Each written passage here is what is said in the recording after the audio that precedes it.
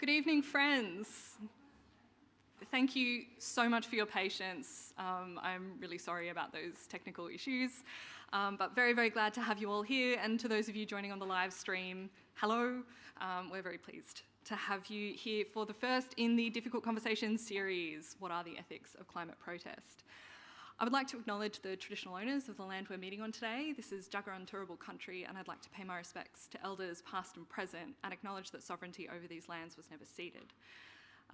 We're here today because we're all interested in and committed to this idea of climate justice, but there can be no such thing as climate justice without justice for First Nations peoples. For those of you joining online, if you can, take a moment, post in the chat, tell us whose country you're on, take a moment to think about that. And I will just say I am really sorry that we don't have Uncle John was going to be here today to deliver a proper welcome. I'm sorry that this acknowledgement has to stand in that stead. Unfortunately, he is not well. I'm Natalie, hi. I'm Nat, I'm a lecturer in urban planning at Griffith University. I'm going to be facilitating today, but just to kick off with a little bit of housekeeping. The bathrooms are just out and across the atrium, sort of diagonally across. When we do Q&A, we'll get you to line up at the mic just here and don't touch it for COVID reasons. So I realise for some of you that will mean standing on tippy toes or squatting down. I'm sorry for that. If it doesn't work for you, just yell it out and I'll repeat the question for the people joining online. And when we finish, which will be around 6:30, and I will try and keep us to time despite the fact that we've started a little bit late. And then there are refreshments, which are also, we just go across the atrium, through the info zone, and then out on the river decks. So if we don't get to your question, please feel free to hang around, continue the conversation, chat to our very excellent panellists, and milk them for all of their good brain juices while they're here. So a bit about structure. I'm about to just really awkwardly, I think, skip ahead and play a video that features me, and we're all going to pretend that it doesn't, because it's really weird, okay? And then I'm going to jump back and hand over to Dr. Hugh Breakey, who's a Senior Research Fellow at Griffith Uni, who's going to give a little bit more background and scoping for the chat today, and then we'll jump right in with our panellists, who I will sort of introduce as we go, so we don't forget any names. But for now... When we ask about the ethics of climate protest, we're really asking several questions. What are the ethics of not protesting climate change, of policing climate protests, of the actions and inactions to which protesters respond? As the global climate crisis intensifies, local and international activism is being pulled in opposite directions along economic, social, racial and ideological lines. Are protests actually accessible for everyone or just the privileged? Should demonstrations be combative or complicit with police? Violent or peaceful? And crucially, how can we make our demands for a livable and just future without causing further harm to those already carrying the weight of historical and current climate injustice? I'm not sure there are clear answers or solutions to these questions. But in the face of woefully inadequate leadership and action on climate change, we need to think very seriously about them. This is a conversation we need to have, so let's start having it.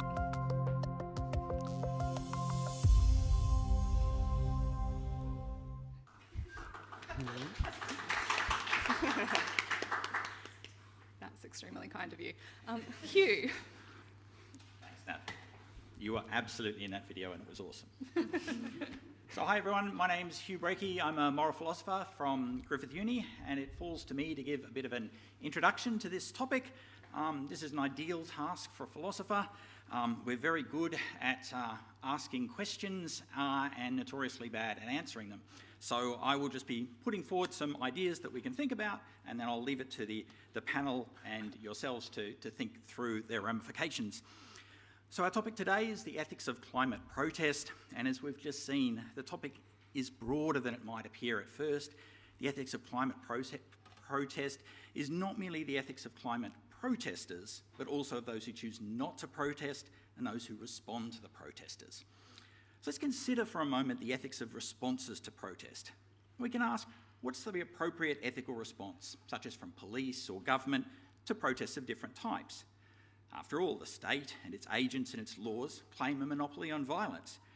Now, it's true that the state has access to modes of legitimation, that is, reasons why they should be given ethical respect, things like democracy and the rule of law. But equally, it's also true that states have special challenges to their legitimacy, such as those stemming from historical injustice. So it's therefore always an open question to ask whether the state's use of violence or its threat of violence is legitimate or justified. And this general concern becomes a particular worry when we turn to coercive responses against protesters, because protests are part of our human rights, an essential part of any healthy democracy. What's more, the type of stance employed by the state, by the police to respond to protesters can change the nature of the protest itself. There are many possible police responses to protesters, and some are more likely to escalate conflict than others. Turning now to the ethics of not protesting. There's a question not only of the negative obligations on protesters, potentially restraining their conduct, but equally positive obligations on citizens everywhere to protest. We must ask not only when and how can protest be morally wrong, but also when and how can protest become morally obligatory? When is it wrong to stay silent, to stay quiescent? And finally, there is the ethics of protesting itself. The business of persuasion is itself an ethically loaded enterprise and can be done in better and worse ways. And then more issues arise when we turn to the ethics of disruptive protests, unlawful protests, even violent protests, and the example of the William Jolly Bridge being blocked up today is a good example of disruption. So how should we think through when we're considering the lengths protesters might go in their protests? Well, there are several dimensions that look morally relevant here. There's what we might call the instrumental dimension, where the failure of more traditional modes of protest to raise awareness and prompt change, and the possibility that more disruptive or extreme protests might do more, can provide reason for shifting strategies. It's better at getting the goal, the change that you want done. After the instrumental dimension, we have the ethical dimension. It considers the intrinsic moral status of different types of protest, and then again of further actions like conscientious objection, non-cooperation, and all of the alternatives open to activists. The integrity dimension is another facet of this conversation. This arises when it feels hypocritical, even complicit, not to register and record one's disagreement in the strongest terms. Here, protest is used to demonstrate that what is happening is not being done in our name, and to show others, to show future generations, to show ourselves that we've done at least everything we can. And lastly, there's a legitimacy dimension. And a key question here is when does an action move from being something that's morally wrong to being morally intolerable? Let me just explain what I mean by that. Many actions, many government policies can be morally wrong. They can be morally tolerable. These might be areas where we think there's reasonable disagreement on a question, or where we think cultural or moral diversity seems relevant and in play. We might still have a position on such issues, but we're careful about using that position to sanction others, and in such cases, we tolerate what we think is wrong.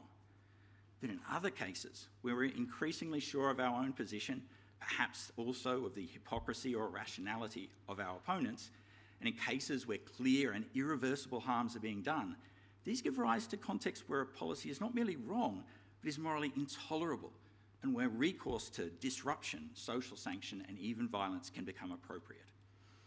So these then are some of the questions raised by the ethics of protest. There may be many different answers for them, and perhaps it's desirable that there are many different answers for them, with different protesters living in different contexts capable of employing diverse methods. One final thought I'll leave you with: Australia's recently seen violent protests against COVID restrictions. Does this mean there need to be principles of ethical protest that can govern all types of protest? Or is this a wrong-headed approach because the substance of the protesters' claims must be ultimately the primary determinant of their moral status?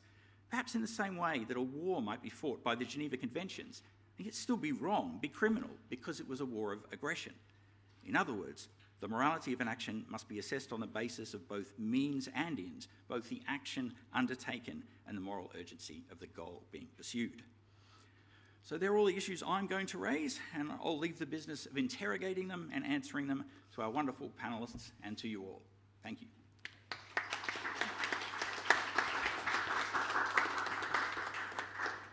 Thank you so much, Hugh. It's great to have a bona fide ethicist sort of set us up and frame this conversation. So I'm just going to awkwardly skip over that. There we go. To start, I'm going to start my first question by introducing our first panellist, Tapanaga Junior Politavo Rupena, who's been a long-serving member of the Pacifica Climate Community. Having joined Pacific Climate Warriors in 2018, he has since become part of the organising committee and has been part of climate panels representing the diasporic youth Pacifica perspective.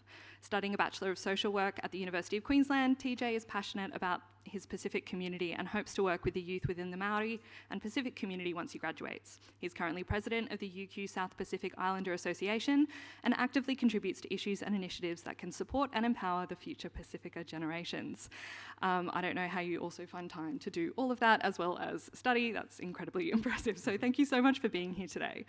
I was wondering if you could start us off by reflecting a bit on the already existing experiences of climate change experienced by those who are living in the Pacific. And maybe some of the strategies, that the Pacific Climate Warriors have used in the past and sort of what would have brought them to those specific strategies. Yeah. Before I begin, just a disclaimer, I didn't write my intro. I hate writing about myself, and I'd also like to acknowledge the traditional owners of the land on which we gather here today, the Yagara and Turrbal people, and pay my respects to their elders past, present and emerging. As an Indigenous person myself, hailing from the Pacific, we have a duty to always acknowledge the Indigenous people on the land on which we gather.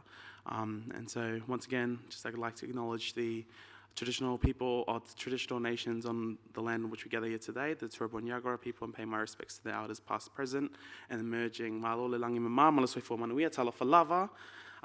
Natalie said, my name is TJ. Now onto the question, because I waffle a lot.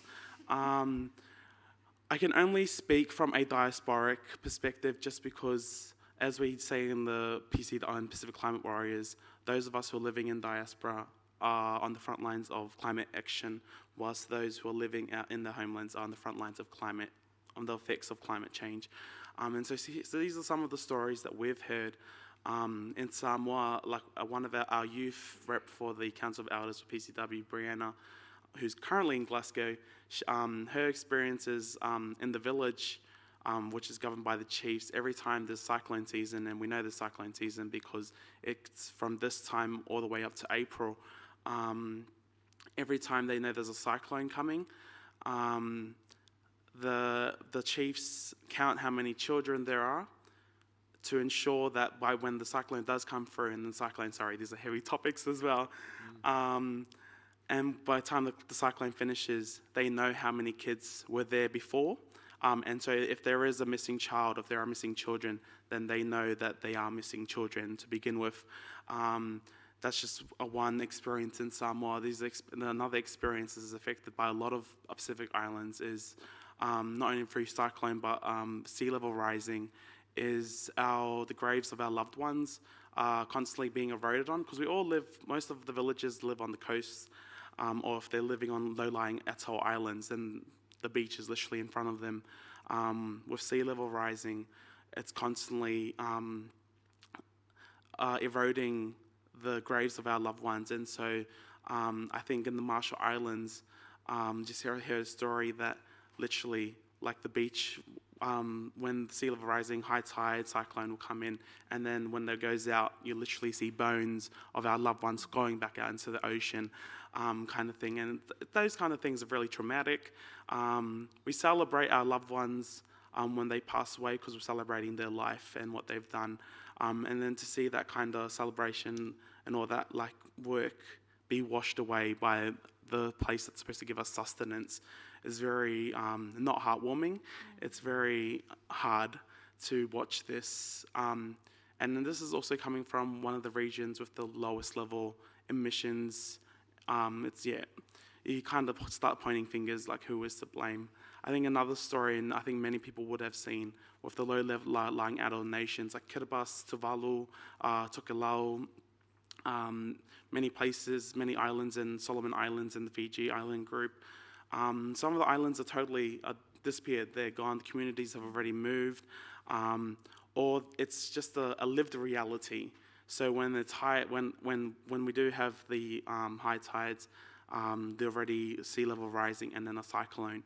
Like, we're resilient people. We're kind of people who take the day as it comes.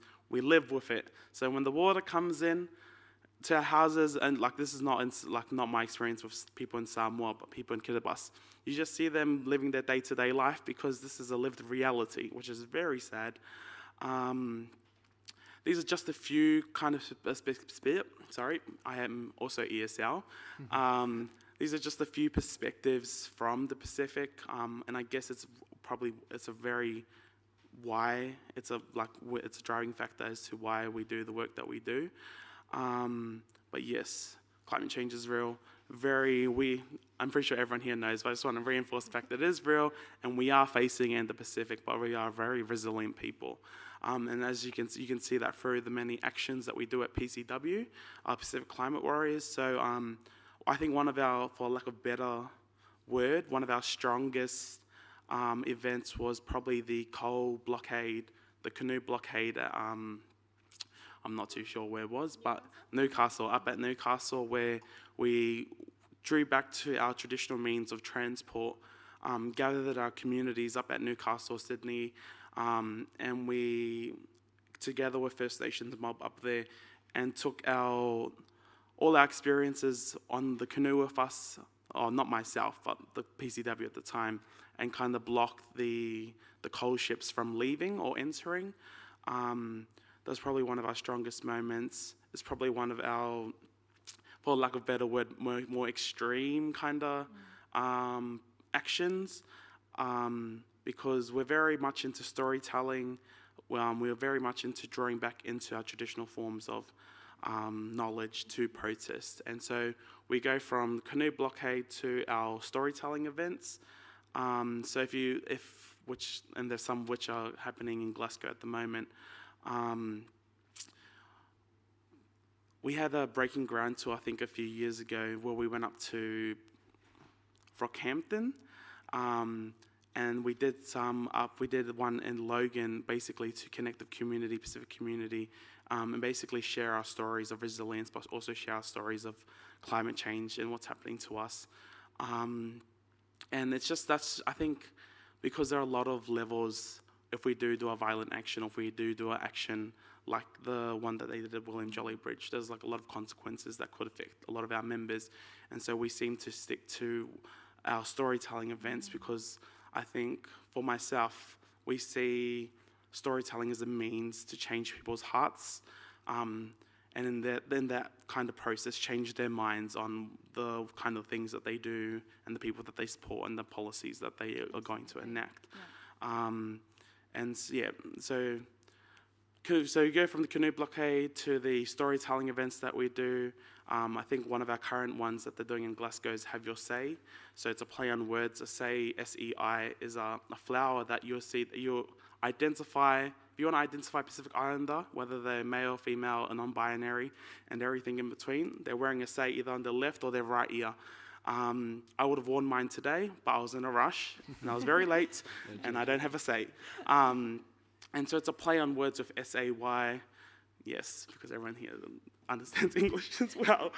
And basically from there, encouraging communities and people to basically have their say by posting their online activism. I guess one of the reasons why we can't do as much, for lack of a better word, extreme kind of protests. Many of our people are either non-citizens, like of Australia, and so there is the consequence of getting deported, and then they have to go back to New Zealand or go back home. And so I know a lot of my friends who are New Zealand citizens very much for the message of more action on climate change, but because of their nationality and the lack of citizenship and the process to get that citizenship, it's very much they can only support either online or support from the back. Yeah. But yes. Yeah. Thank you. Yeah, thank you so much, TJ. And I think those kinds of ethical issues need to really be in the forefront, right? That people have different positionalities, different exposures, different kinds of precarity that they're faced with, and have to kind of navigate from there. I'll turn next to Elise Imre Papinel, who is an activist ethnographer currently undertaking a PhD at Griffith. Her research focuses on women engaged in grassroots activism in Australia, Indonesia and the Philippines, exploring gendered community politics, creative strategies of resilience and the role of DIY. Outside the office, she keeps very busy as an active member of grassroots community organising and coordinates a DIY crafting project called Punks for the Planet. Thank you so much for joining us, Elise. Thanks for having me. I wanted to ask you, because you are very much on the ground, embedded in these spaces, what are the kinds of ethical questions that you see climate activists grappling with? Because I feel like maybe sometimes some of the framing around, you know, the mainstream approach to looking at climate change, like, is it right to block a road, is maybe not where the real ethical kind of debates are happening. Yeah, I mean, it is also a debate that we have a lot, I think, within groups, as is perhaps illustrated by what happened this morning. There's not necessarily unanimous consensus on whether that's an effective tactic or the most ethical tactic either, and there is debate there. But I think that, yeah, we can maybe put that one on the side for now. Talk about that outside maybe later. I actually, while I was sitting outside the watch house for about 6 hours today, had the chance to chat about these questions with a few of the other activists who are also doing, you know, grassroots resistance on climate. And we're talking about this. It's actually a really great conversation starter. And one of the first things that, just drawing on what you were just talking about there, is the fact that the environmental movement historically and still today, especially in these kind of more like Western countries, tends to be dominated by white middle-class people who do tend to be on the much more privileged side of the spectrum, and therefore are sometimes not showcasing a more diverse cross-section of society and not showcasing the amount of people who are also on the front lines and who are also doing really meaningful work on climate action, whether that is, on the front lines or doing behind-the-scenes work, or just like blockades, occupations, and other things where you're not maybe seen in the mainstream media at the same extent, or people are just working on mutual aid and doing other kinds of grassroots organizing, which is extremely important, and 100% advocate for the value of that. But yes, because these movements tend to be dominated by white middle-class people, there's definitely a bit of an ethical tension there about who is front-facing in that, what tactics we are using, what the message that puts out there, and whether or not that's maybe infringing on, I guess, on also the plights of other people, and maybe sometimes going at odds with what you know the traditional owners also want in certain areas, and whether or not our efforts are being concentrated in things that could also be opposing to other local struggles, and if our time could be spent better elsewhere. So that's a constant question that we have to ask ourselves, and we don't always get it right. Certainly we do not. And there's definitely issues of problematic things that have been broadcasted by grassroots climate groups, and so that is definitely a fault and something that we need to constantly work on. Something else would be the ethical issue of what is violence or nonviolence, and a lot of grassroots groups will use nonviolent tactics, which is completely arbitrary in a way. I mean, is property damage violent or nonviolent? That can vary from person to person, but ultimately juxtaposing what we are doing with the violence that is of the state and of inaction. So do we really want to talk about whether or not putting non-toxic paint on a road is violent, or should we be talking about the fact that the government is literally opening so many coal mines that hundreds of thousands of people are going to die in Australia per year due to coal emissions? Mm-hmm. And also, do we want to talk about the fact that cops are extremely brutal and do a lot of damage to peaceful protesters and to bystanders and to First Nations people and to the queer community and to people everywhere? I'm not a big fan of the cops. But I think the violence perpetuated by the state and by the state's enforcement arms, which are also the police and of other institutions as well, needs to be a focal point. So when you also have mainstream media that's demonizing grassroots activists or climate activists as opposed to actually focusing on what we're opposing, the narrative becomes the demonization of activists rather than actually what we're trying to fight against. So when we're talking about climate inaction and all of the suffering that's going to cause to people, and it's already causing to people around the world and even in our own communities, we're talking more about the fact that one of the activists had a plastic water bottle. And that just seems like a complete lack of focus on the actual issue. So that's something as well, having like very clear messaging and shifting back to that as something that we all need to kind of be able to contribute to. There's also always going to be a bit of like an ideological divide between reform-based tactics and groups as opposed to more revolutionary ones.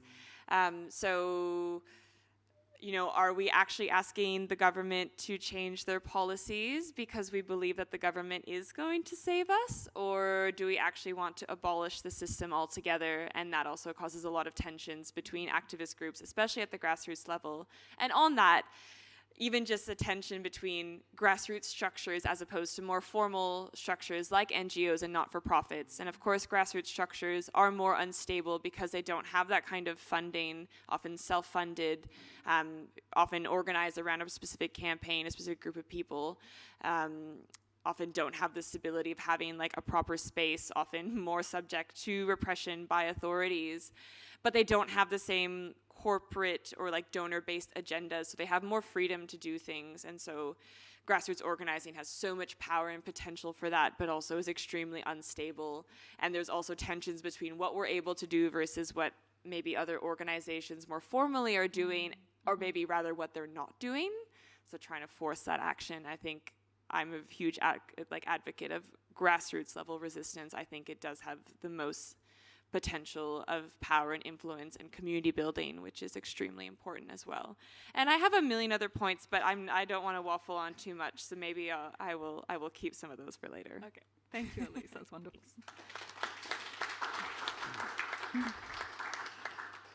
So next up, Councillor Jonathan Sri, who is a writer, musician and community worker who was elected in March 2016 as Brisbane's first ever Green City Councillor representing the Gabba ward, which is where we are. Jono was successfully re-elected in March 2020 and prioritises a bunch of local issues, including housing affordability and economic justice, improving public transport, creating more walkable and pedestrian-friendly neighbourhoods, greening the city, support for arts and community events, and greater transparency and democratic accountability in local government. I wanted to ask you about how climate and other activists that you work with use the Peaceful Assembly Act and some of the issues and opposition that have been emerging around that in the last few years. But I guess I also just wanted to plug that some of the context that, you know, you've gotten in trouble as an elected official for supporting protesters, for being a protester, for getting involved, and you've sort of encountered a lot of flack from a bunch of different quarters, including your colleagues in council. So if you want, just pick up on any of those things. Yeah. Just go for it, yeah. Well, yeah, thanks for having me, and thanks for the acknowledgement of country as well, and also want to pay my respects and, acknowledge the voices that aren't present in the room or aren't necessarily part of this conversation.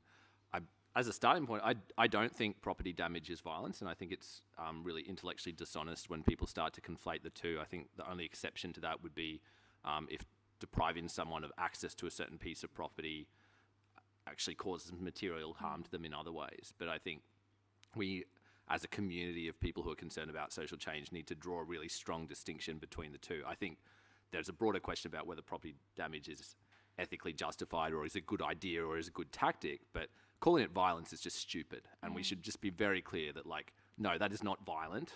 It's sure you're damaging property, but it's stupid to suggest that that is violence. To answer your question, though, I think it's probably useful to give a bit of historical context. The Peaceful Assembly Act is a piece of Queensland legislation that currently kind of sets out the rules of engagement for protests in Queensland. The historical context, though, is that people have been blocking roads for years. Like, there's nothing new about, or nothing radical even, about occupying a roadway as a tactic for raising attention about issues. That's something that people in cities around the world have been doing since cities existed, and really it's only kind of been since the mid-20th century in particular that you've started to see this emerging narrative that streets are for cars. I think streets are for people, but there's kind of, and what we saw in Queensland from sort of that, as car ownership became more common and road space became more contested, the nation state, and particularly in Queensland we had the Bjelke-Petersen government, was using traffic offences as a justification for cracking down on peaceful protests. That wasn't the first time it had happened, but that was sort of a big issue kind of when my parents were young, and flowing through that period, really strong campaigns around the right to march, the right to use streets as public spaces, and full credit to the activists of that time who fought really hard for that right, because coming out of the Bjelke-Petersen era, the government response was quite strong, and they introduced a piece of legislation called the Peaceful Assembly Act, which is quite explicit about guarding the right to peaceful protest, and it basically says if you lodge a notice of intention to hold a protest and you give the government at least 5 business days notice, you're allowed to block a road, you're allowed to occupy a square, you're allowed to gather in any public space, and if they don't like it, they have to take you to court. So they have to go through a formal mediation process, then they have to apply to court, and they have to get an order from the magistrate saying that you can't hold that protest on that roadway.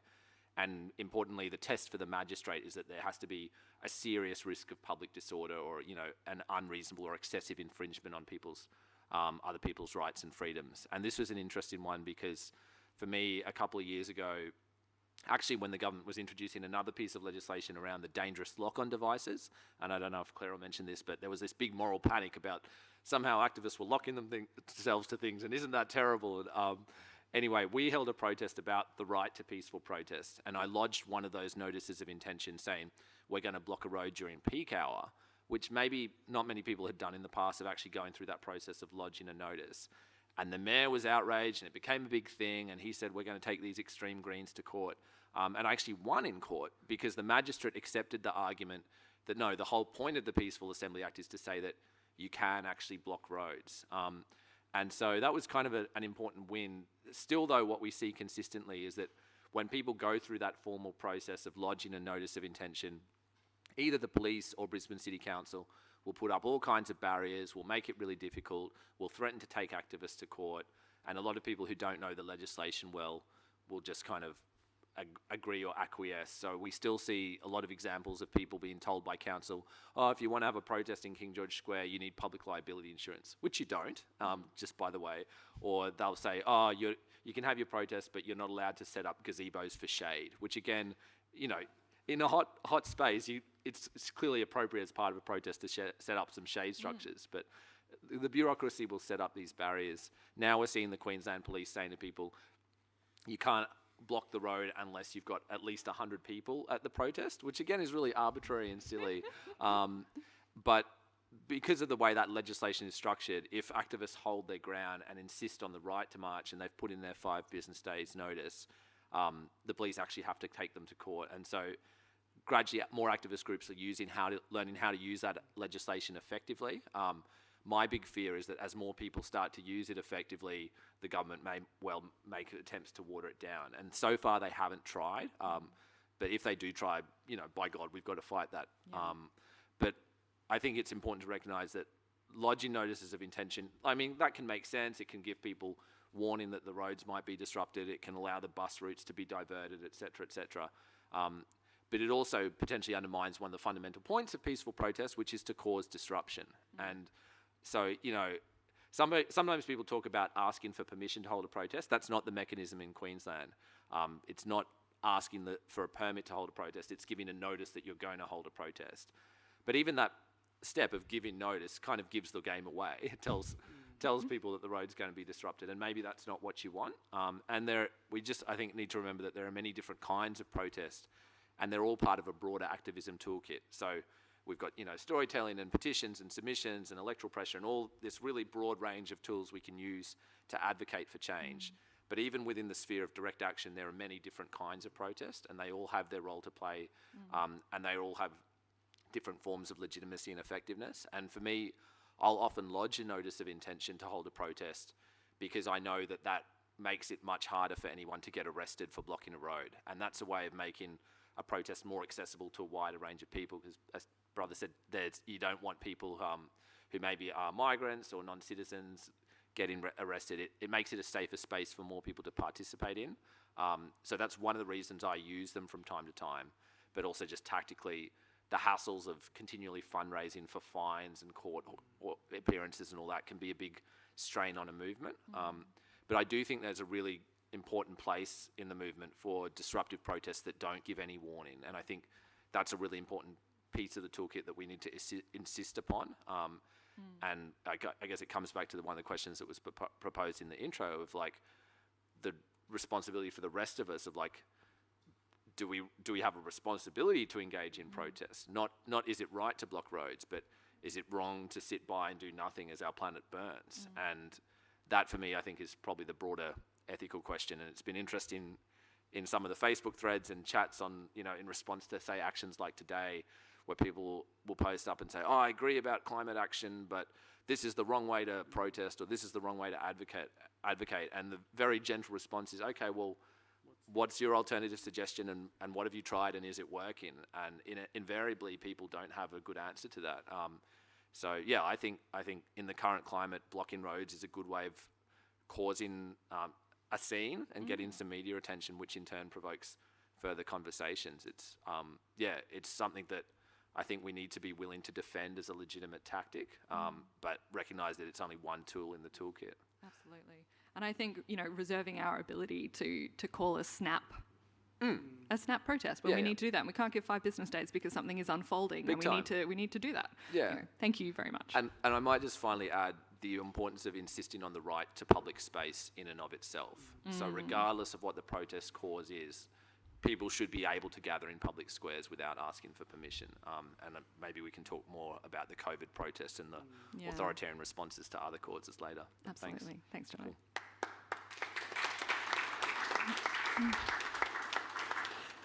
So, Claire Scrine is co-founder of Action Ready, which is a volunteer collective that aims to provide legal support and information for resistance movements here in Meanjin. As part of their work, Action Ready volunteers to act as legal observers at protests across Meanjin, runs training and legal briefings, and reports on police accountability and brutality issues. Outside of this work, Claire has been participating in climate justice movements since 2016, is also a legal advocate, community organiser, and phenomenal cookbook writer. Claire, thank you so much for joining us. I want to ask you about Action Ready and what you have observed regarding the policing of climate protests and protesters, the kind of tactics that police use, whether that's raids, surveillance, harassment, violence, whatever it is.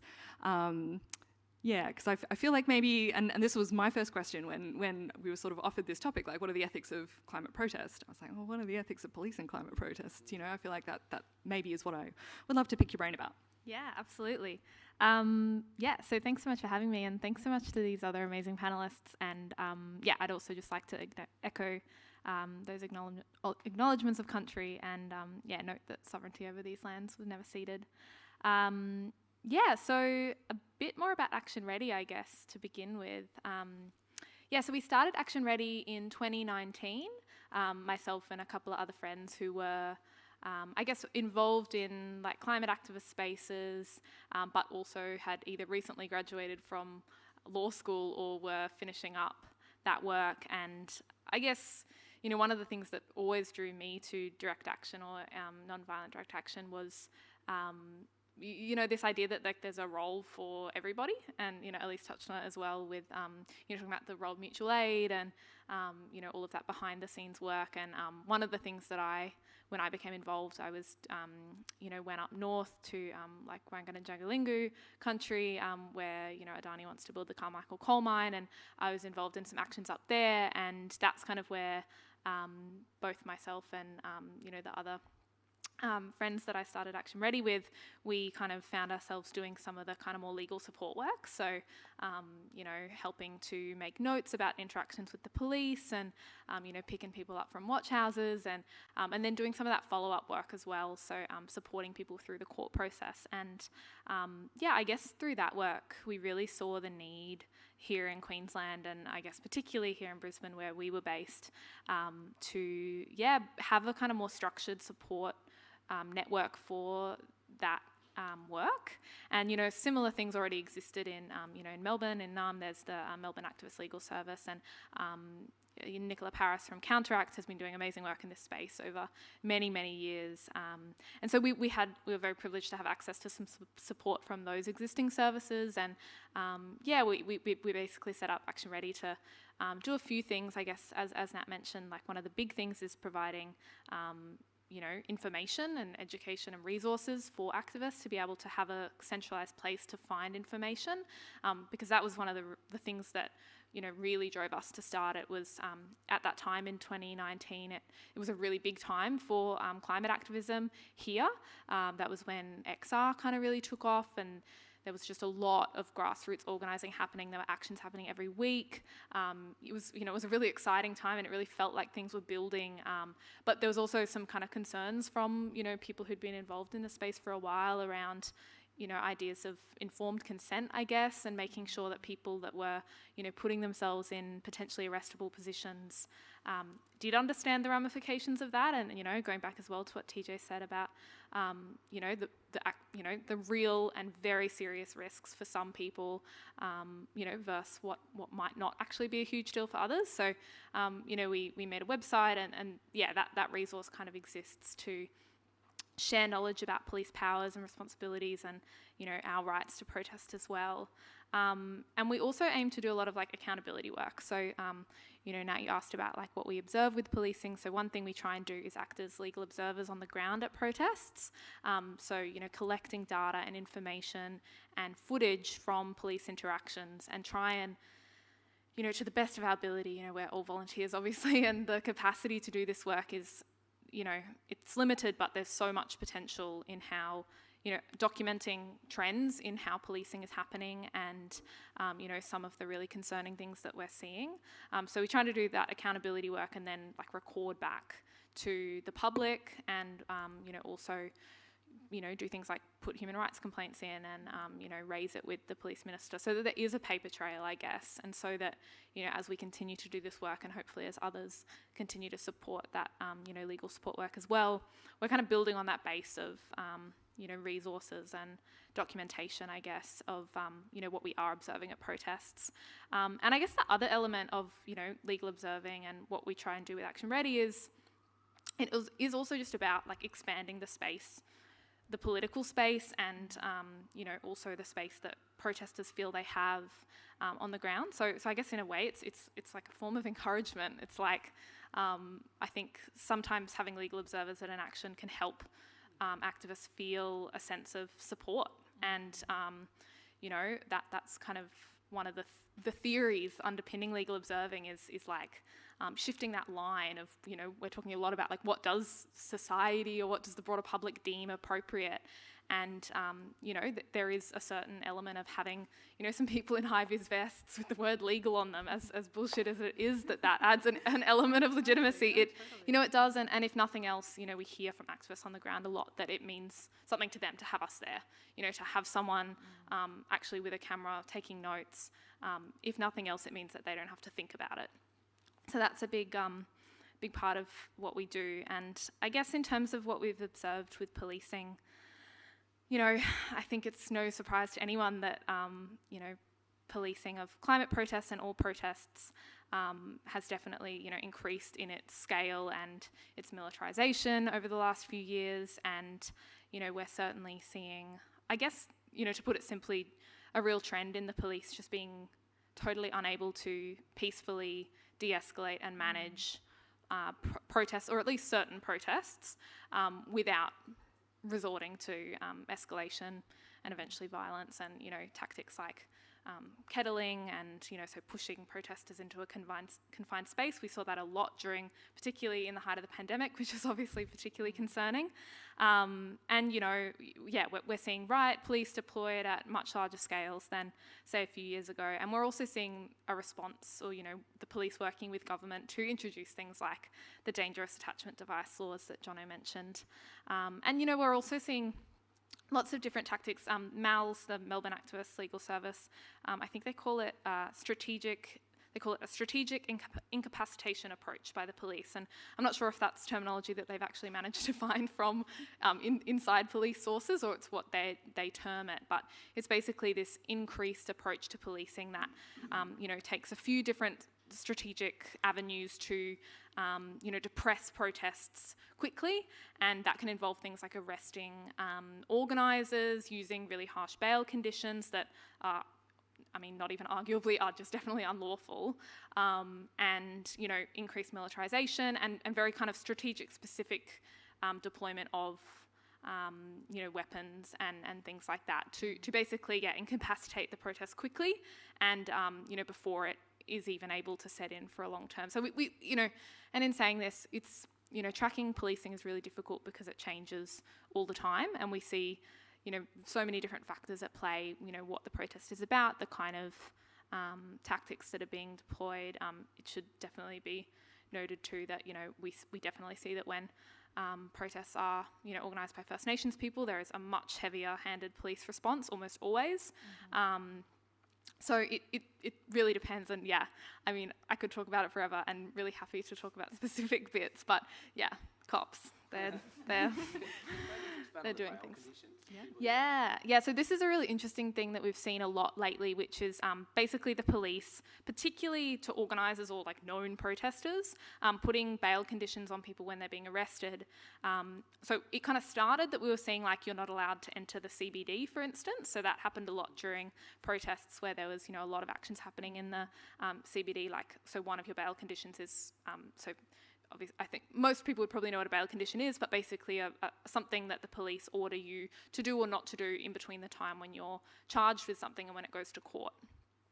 And bail conditions have a very specific purpose, and they're not meant to be used by police to coerce people into doing or not doing, whatever they want, basically. And so we were seeing them, saying, you're not allowed into the CBD. And then increasingly in the last year or so, we've seen a lot of bail conditions that are basically you're not allowed to engage in unlawful protest, which is obviously very concerning because it completely undermines the human right to protest, and also creates this rather arbitrary distinction of unlawful versus lawful protest. But we have actually seen those bail conditions challenged in the courts successfully. But before that we were seeing people known organisers having that bail condition, participating in an action or a protest, between the time when their matter went before court and then they were being charged with breach of bail. So, and the police were able to come up to that person the minute they saw them there, charge them with an extra offence without, them just literally being on a footpath near, a group of people that were there to protest. It was definitely a very concerning infringement on civil liberties, and we're kind of yet to see. I know that's been successfully challenged a couple of times, but it was challenged again quite recently and quite clearly by the magistrate, who said that these bail conditions shouldn't be being used. So I guess we'll see whether that has any trickle-down effect on changing the police's behaviour. I would probably suspect not, because they tend not to like doing things that are the law. So I had this experience last year at the Kangaroo Point protests where I was arrested unlawfully. There were no grounds to arrest me, but they arrested me, took me back to the watch house, held me there for several hours, only released me after I agreed to sign this bail condition saying I wouldn't return to, I think it was within 500 metres of this hotel in Kangaroo Point, which is like a big chunk of my electorate. So also kind of hard to do my job. And so I wasn't allowed to return to that area of Kangaroo Point until my matter had gone to trial, which was like several days later. So eventually they dropped the charge, like they had to withdraw the charge, and so they conceded that I hadn't done anything wrong, but they were still able to use that bail condition to keep me away from the protests for a couple of days until the matter was heard. And yeah, it's pretty concerning attack on basic freedom. And it's usually a few weeks too. Yeah, I was lucky. Hassled. Months even. Yeah. So it's not that this is something imposed on people for 48 hours or so. Usually it can be months and months, especially if they plan to plead not guilty, or if there isn't actually reasonable grounds for that charge to be made out. So obviously that creates a whole nother layer of why it's so concerning. We actually have one more panellist. If we could switch over to the Zoom, just so I can introduce Dr. Nicole Rogers, who's been sitting in the background for a bit. Hello, thank you so much for your patience. So glad to have you. So Nicole Rogers is an associate professor in the discipline of law at Southern Cross Uni. She's published widely in the areas of wild law, interdisciplinary climate studies and law as performance. In 2014, she instigated the Wild Law Judgments Project and co-led the project from 2014 to 2017, is a co-author of an editor and just a bunch of texts that I don't have time to read, but it's all extremely impressive. And I don't know how you have the time. And her latest is a monograph on the Black Summer Megafires, Law, Climate Emergency, and Australian Megafires, which was published just last month. So, Nicole, I was really hoping you could talk to us a bit about the extraordinary emergency defence and other legal strategies that are used by climate activists who, if they've sort of gone through this, they've been arrested, they've been charged, they're in court. What kinds of legal avenues are available to them? What kind of defences? Yeah, well, thanks for that. And I've really enjoyed the discussion so far. And before I talk about the extraordinary emergency defence, I just wanted to flag that violence against activists can take many forms. So certainly there's the policing angle, but I also just wanted to quickly mention SLAP suits, strategic litigation against public participation, which we've seen, of course, in the Brisbane context with Adani's pursuit of Ben Penning's. So this is really law used as a violent weapon against activists. So lawsuits with really very little, not necessarily any chance of success, but driving activists into these sort of desperate straits because their energy and their time and their often scant resources are just being completely consumed by what could be described as frivolous litigation by much more formidable and well-resourced opponents. So, I mean, I see that as a form of legal violence, or law as a weapon, but just you know, to keep that in mind, it's not just what happens on the ground with policing or even bail conditions, it's also these other aspects of legal violence that we have to consider with activists. But just in terms of the extraordinary emergency defence, which is a really interesting one. So this appears in section 25 of the Queensland Criminal Code, and it states, subject to some exceptions, a person is not criminally responsible for an act or omission done or made under such circumstances of sudden or extraordinary emergency that an ordinary person possessing ordinary power of self-control could not reasonably be expected to act otherwise. So this is a statutory framing of what's called the common law defence of necessity, which a lot of climate activists have tried, mostly unsuccessfully, to argue in other jurisdictions. So we've seen it raised in a number of trials in the UK with a couple of successes in jury trials. In the United States, where we haven't seen any acquittals on that basis, but there's been some progressive wins in terms of climate activists using the necessity defence, that encapsulates this idea that you can break the law in order to prevent a greater evil. And in Switzerland, actually, there were a couple of really interesting victories, I guess, which were later put aside by the Swiss Federal Court last year. But I guess the interesting thing for me in terms of the Queensland defence is this context of extraordinary emergency. So what exactly should or could a reasonable person, an ordinary person possessing ordinary power of self-control, do faced with what we know is an extraordinary emergency, which is the extraordinary emergency of climate change? And I think that kind of goes back to what Hugh was talking about. What are you supposed to do when?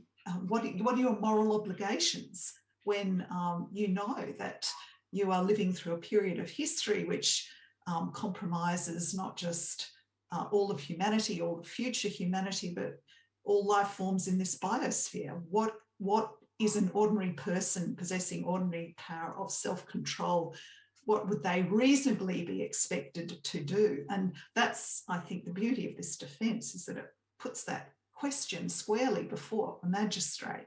So just in terms of where we've got with this defence, so the pioneer in terms of using the defence in a trial, a climate activist trial, is Greg Rolls, who argued it. He represented himself in the Bowen Magistrates Court in 2019, and he had assembled and climbed a tripod over the Orison Railway line in 2018, charged with various offences, and he pleaded not guilty on the basis of this defence.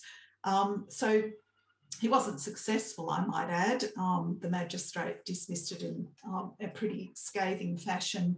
And one of the, I think, confusing aspects of the magistrate's decision is that the magistrate seemed to feel that despite the fact that the defence talks about sudden or extraordinary emergency, what really needed to be in order for this defence to be activated was a sudden emergency. So it couldn't just be extraordinary. And this is where we run into difficulties, I think, with the climate crisis, because this climate crisis is a slow or chronic emergency. It's certainly extraordinary, but it's by no means sudden. And someone like Greg has been aware of the climate emergency for decades. So as I said, he was unsuccessful. The magistrate also said that he had a number of lawful avenues available to him. He didn't have to break the law in order to convey his political beliefs. And that was appealed. The magistrate's finding was appealed last year, and Judge Renato of the Queensland District Court he actually did modify the sentence, but he didn't set aside that finding of guilty. So that was Greg's story. And a number of other activists also argued the defence last year in various magistrates' courts, including in Brisbane. 3 women who participated in Rebellion Day in 2019, it was August 2019, were charged with various traffic offences, and I think one of resisting arrest or obstructing arrest. They argued the extraordinary emergency defence unsuccessfully. And there was also an activist who raised it in the Emerald Magistrates Court in August last year, also unsuccessfully. There's a number of really interesting facets to the way in which this is progressing through the courts. So the activists have all, in Tom Cotter's case unsuccessfully, but in the other cases successfully, used the evidence of a climate scientist who actually is the director of the Griffith Climate Beacon Initiative, Professor Brendan Mackey. And he has given evidence, he wasn't allowed to in the Emerald Magistrates Court, but he's given some evidence as to the scientific case as to why climate change is an extraordinary emergency. And we've seen the magistrates really be very dismissive of this and say that the question of what is an extraordinary emergency is a matter of law. And that of itself is of interest. It actually makes me think of Amy Coney Barrett's, when she was being interrogated. That's the latest appointee to the US Supreme Court, a very controversial appointee. And she said that she saw climate change as a particularly contentious matter of public policy. And that caused a lot of concern amongst people who said, well, actually, no, it's scientific fact. It's not a contentious matter of public policy at all. But to similarly channel the extraordinary emergency of climate change, or to say it is a matter of law rather than a matter of scientific fact, is of concern. But also this again, we come back to this question of what should a reasonable person do in the context of the extraordinary emergency of climate change. And I won't keep going as I could talk, again, like everyone else, I could talk about this a lot more. I think that just kind of sets the scene, but I'll just finish by quoting Greta Thunberg: we can't save the world by playing by the rules, because the rules have to change. So, I mean, as ever, and that was a couple of years ago, she expresses the prevailing sentiments of activists so very well that, we're not looking at a situation where lawful means will achieve what we need to achieve within the temporal parameters that we have. So what does that lead us to? And I know there's already been some discussion of violence and property damage and so forth, but I should stress that the activists that I've talked about certainly did not commit acts of violence and had a very strong commitment to non-violent direct action. And that, of course, is a very strong tenet of most climate activist movements, including Extinction Rebellion. But I just happen to have Andreas Malm's book. I'm not sure if this is visible, probably not, How to Blow Up a Pipeline. And he sets out a really convincing case as to why strategic acts of property destruction are called upon at this particular point in time. Yeah, Absolutely. Thank you so much, Nicole.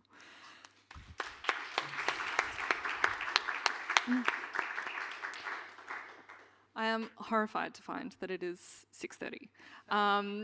And so I've way over prepared. I had like interviews with a few other activists that I wanted to play excerpts from as kind of to prompt our panelists, but can I just impose on you all for maybe 10 more minutes? If you do need to leave, by all means go, we won't take offence. But I do just want to maybe play one of them and then we'll sort of maybe just take our questions out to refreshments. One online, we'll go to the online question because they can't join us for refreshments. So I'm just going to skip ahead past this one because I think we covered this one, which was kind of talking about the nature of violence and do we count property damage as violence, and also that broader question of if we focus on the violence or non-violence of protesters, are we missing the already existing forms of violence that exist and that are required to maintain the settler colony on stolen land?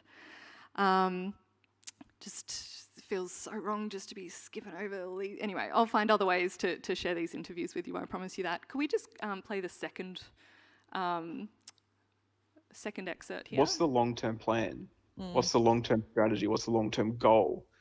And it's like how do you, I mean, historically, yeah, if you think about like the BLF in the 70s and you think about the green bands in the 70s, it has a lot more resonance and it has a lot more effect and it has a lot more like power behind it because it's the actual workers on these, like it's the actual workers refusing to do it based on, based on what their demands are, right? Yeah. Whereas the current one, it's kind of like when you think about stopping trains and stopping these things, it's for a good cause, but it's like how long term can it really, like it's not, how are you going to sort of, I don't know, it just doesn't seem to sort of, no, totally. Where does it go? No, I don't want to, that's the problem is I don't really want to be like, oh, you don't know what you're doing because it's not like I've ever stopped a train, It comes down to these kinds of like individual actions. And if we individually take action, and it's like, it's very NGO in a way that it's structured. And it's like, but this like individually doesn't like it, you're just going to get arrested and you're going to get charged thousands of dollars, and there's new like terrorism laws and things for locking on to stuff. So, and it's like, clearly this isn't working. Like it doesn't work. It's not stopping it. Whereas like in the 70s, when you look at other movements who've done similar things, like the BLF, it's like they striked and they refused to work. And that worked compared to the current tactics. So it's like, well, what's the difference between the two and why did one of these work? So that was me having a chat with Andrew, who's an anti-poverty organiser, descendant of the Ngunnawal people and a unionist, who was speaking to me just on their own behalf, but talking about their views on the nature of climate justice and shared, I think, some of the frustration that we've had, particularly those of us who've maybe been doing climate activism for a long time, on that we're still kind of doing a lot of the same things. And I think that the point that I thought that really struck me about what I've excerpted there and why I excerpted that part of the interview is I wanted to maybe reflect on the role of unions and the role of organised labour, because what Andrew's reflecting on is how the BLF in the 70s were quite effective in getting environmental action through the green bans because they were just workers stopping work. It was industrial action, it was strike action. And the unions are, I think, there are a few exceptions, but we don't see a lot of climate action from the unionists, and I just wanted to throw that open if any of the panellists have any reflections on what the role of organised labour might be in all this. Well, I'll try to keep it brief, but organised labour has been completely neutralised by a series of legislative changes really called the Accord, which basically a couple of decades ago now drastically reduced the ways that unions can lawfully strike. And so it's now quite limited what a union is allowed to organise a strike for, and usually it's around employment conditions and pay and that sort of stuff within defined periods. So anyone who's sort of sitting around waiting for the unions to lead a strike, I think is a bit naive. And I think that point that Andrew made is a little bit like, yeah, that was the tactic that worked back then, but I think waiting for organised labour to move on this stuff is really naive. And I think actually it's also important to recognise that just because someone doesn't happen to have a job at the moment or isn't sort of like a unionised worker doesn't mean they're unentitled to engage in forms of protest. And I think, sure, maybe isolated actions that aren't part of a broader movement, maybe they do lack strategic value, but what we're seeing now is not isolated actions. We're seeing sustained, well-organised, widespread, coordinated, diversified tactics that are applying pressure on the nation state in useful ways. So I think that juxtaposition of, oh, they did it better then, also misses the point that even back then, they didn't win change immediately. It's really only in the last couple of years that we've seen the climate movement divorce itself from NGO sort of strategies and say, actually, we're not going to just rely on petitions and submissions. We're going to start blocking roads. And I think that has led to a resurgence of interest and popular debate around the issue. So I'd be hesitant to dismiss the tactic that quickly. Having said that, though, I think there's a lot of value in organising a general strike around climate action. And this is something I've written about previously and said everyone should be skipping work, regardless of what industry you work in. We should all have the courage to leave our jobs for half a day and go join the school strikes. Like, if the kids can do it, why can't the rest of us? And I think that would be really powerful, and it really falls to people in sort of fairly middle-class privileged positions to walk out on your job for a day, even if your boss doesn't want you to. And I think that's something we need to talk more about. Yeah, and I mean, I think you're definitely right that the scope of what avenues there are for lawful industrial action have really eroded. But I also think throughout history, unlawful strike action has usually been the most effective kind anyway. So which is rarely led by those big unions, though. Absolutely, it's rank and file, which I think again comes down to us thinking about, and I think this is also the point that everyone has expressed, that there's it's about thinking about what actions you can take where you are, and if you're an active unionist, then your union might be a really useful place for you to be doing that organising. What's the question online, Sue? Can you?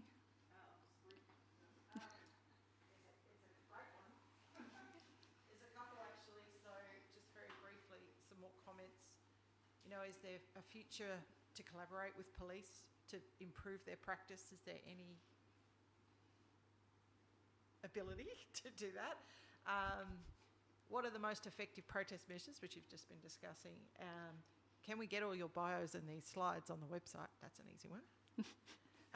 But this is the ethics one. Given the extremity of the evil of not acting sufficiently to address climate change and the millions or even billions of deaths, how does the ethic of the lesser of two evils apply to protest action? So that might be a nice way to finish about the ethics. Yeah, I can jump in on the police question. And I guess ultimately I'd say like that, I guess it's something for individual groups to grapple with in terms of how they relate to the police. I certainly, and I think Action Ready, and I imagine probably most of us would come from the position that the police force is a fundamentally broken institution that is damaged beyond repair, and that we would be far better off focusing our energies on abolishing and replacing the police with better trained, better organised and more useful, public servants, for want of a better word. But I don't think there is a huge amount of potential for us to reform the police to better respond to protesters. In saying that, I think we wouldn't do this work if we didn't think that there were some actions that we could take that would better protect protesters and particularly protect already marginalised people from the worst bits of police violence. But I think that's a real ethical dilemma that protesters have faced in the last few years is, some people do think, let's just make the police like us, and then they won't violently arrest, bash and drag us through the courts. And I don't personally think that that's a viable option. I agree. Even when you play by the rules, the rules are broken. Yeah, and that Kangaroo Point protest I was arrested at last year, I had lodged a notice of intention. We were lawfully blocking the road. I was actually the appointed police liaison for the day. So earlier in the day, I'd been negotiating with the police about when we would step onto the road and how long we'd stay on the road and that sort of stuff. Even when you play by the rules that they set, they will still arrest you. I've seen police punch peaceful protesters in the head. I've seen police deliberately target and racially abuse First Nations people. The police is a violent institution. It is an inherently violent form of exercising power. And the role of policing in response to protest is to control and limit and suppress and to protect the interests of organised capital. So anyone who thinks that we can negotiate with, like, police officers might be nice people as individuals, they might have good hearts, but their job requires them to be assholes towards protesters. And anyone who thinks, oh, we can sort of build nice relationships with these people, we've tried. Believe me, I've tried. Like, I've spent a lot of time in mediation sessions with these guys. It's not working, unfortunately. Yeah. Just building on that, like many institutions, and including the police, are built as like historically and built on colonialism and the blood of First Nations people. So until they deal with that factor, you can't deal with anything else. Yeah, absolutely. Nicole, I wonder if you had any responses to those last questions.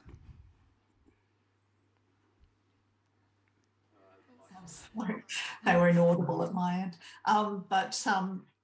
Yeah, I guess I would just also just like to flag that, you know, we also need to keep some sort of context here, which is that in our part of the world, climate activists are not routinely murdered, but in other parts of the world, such as Latin America, as Global Witness documents, that's not the case. So when we're talking about violence and the violence of the state and other forms of violence, we do have to keep that sort of context in mind, that there is, you know, people lose their lives, people are killed as activists, and also some activists inflict violence on themselves. I mean, there's that man who incinerated himself as a form of protest 2 years ago in New York. There's all sorts of hunger strikes that happen. So violence has many dimensions, but sorry, that was probably a bit off point, because as I said, I couldn't hear the question, only the responses. Oh, I'm so sorry. Yeah. Thank you. Elise, did you have any final wrap-up points? If anyone would like to be a part of grassroots climate activism, this would be a great time to start. And you can chat to me when we have snacks and refreshments, and I can get you hooked up. Excellent. You could be on the kayak next. That is an invitation you could not possibly refuse. Can I just ask you to thank our fantastic panelists?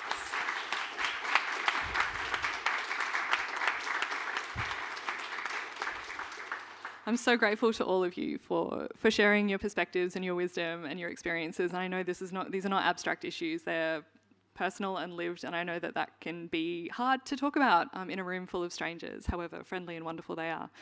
And I'm so sorry to those of you sitting here who have burning questions that we didn't get to, but let's go get refreshments, let's keep the conversation going, but with snacks. So we're just going to head out across the atrium, through the info zone, follow Sue, and yeah, is that everything? Sorry? Oh, and of course, thank you to those of you who joined online and the patience that must have taken when you probably didn't know what was happening.